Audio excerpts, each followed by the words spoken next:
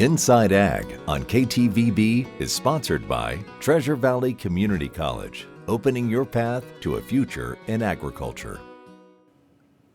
The animal barns are a huge part of why people show up to the Western Idaho Fair. The chance to pet a cow or a llama, just don't let one spit in your face. But it's not just about the livestock. Take a walk through the produce barn and you're going to find some prized fruits and veggies. Idaho growers are able to turn ordinary seeds into very unordinary produce. For some, it's a labor of love. For others, it's just plain luck. Hunter Funk explains in today's Inside Ag. The Western Idaho State Fair has rules in the produce competition. Like how many? Some require 2, some require 3, some require 10. How long the stem is? If it says you have to have a 1/2 inch of stem on your beans or your beets or whatever, it has to be a 1/2 inch. And whether everything in the bunch looks like it grew up together. So if you have 3, you want them all to look alike. Get through that, and then the judge starts looking for beauty, color, and shape. Unless you enter this category. When they're entered in the largest category, it is exactly that, the largest one. Doesn't matter if it's perfectly shaped or the absolute right color or no spots or anything, it's just how much does it weigh. Looks don't matter, but the number on the scale does. That is, if you want to win the blue ribbon. This one was started in January. It has to be this year's fruit, so January 1st they can, get going on it.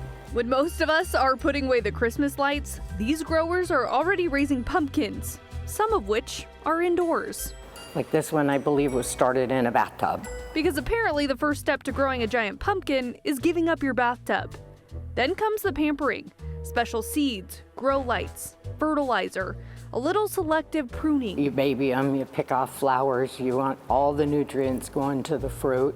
Of course, not every giant vegetable is the product of months of planting. Some of them are just accidental. Some are the product of not looking under those leaves. They get lost in the leaves and stuff, and then they get these giant cantaloupes and zucchinis, and whether they purposefully grew them to be large, I can't answer that.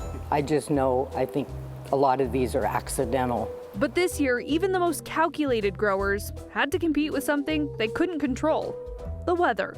It put a little sting on the berries and the apples and the peaches, and the fruit especially seemed to suffer the most from the weather. This year's harvest was smaller and less ripe than usual. But the weather didn't pick favorites. They were all that way, so it wasn't like we had really nice ripe fruit being judged against an immature apple or. And the people who grow these aren't hiding the formula. Baker says they will talk as long as someone's willing to listen. They're proud of what they do, and you can talk to a grower for 20, 30 minutes, and like I got the whole story on this pumpkin, because he was very proud of his pumpkin, and most are very willing to share.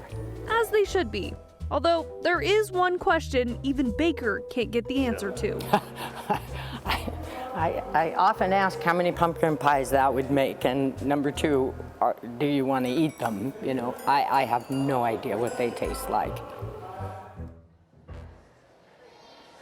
That's not the only question. My other question for you is, which one's bigger? What are we gonna do here? All right, this is the size of that pumpkin. It is incredible, and it's you should come see it for yourself.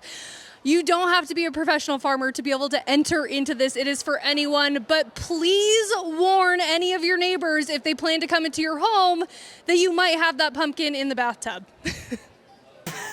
Yeah, that would be very alarming. Hunter, you look great. You're absolutely glowing. And I want to tell you, I one time finished 3rd in largest pumpkin at the fair. It was 3rd out of 3, but still.